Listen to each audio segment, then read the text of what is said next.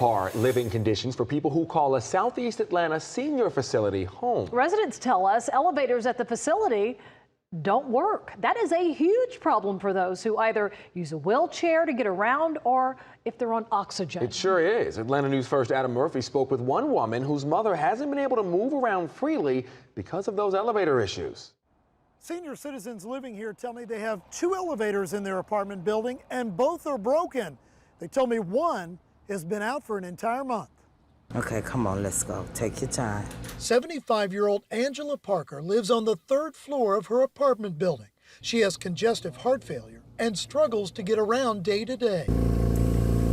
She also depends on an oxygen tank and is unable to go up and down stairs since the elevators went out in her building last month. I can't get to the doctor appointment. I can't get nowhere.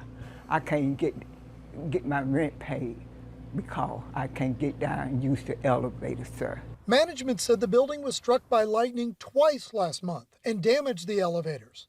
As a result, Parker had to have first responders carry her down the stairs a few days ago so that she could go to a doctor's appointment. The management, they don't care nothing about these senior citizens over here.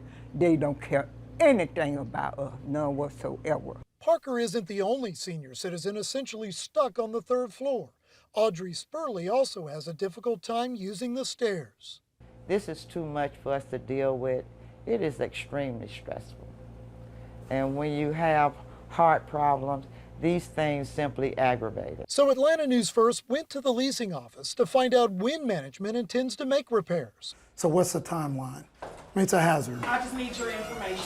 A spokesperson for the corporate office said that parts for one elevator coincidentally arrived Tuesday, the same day we showed up.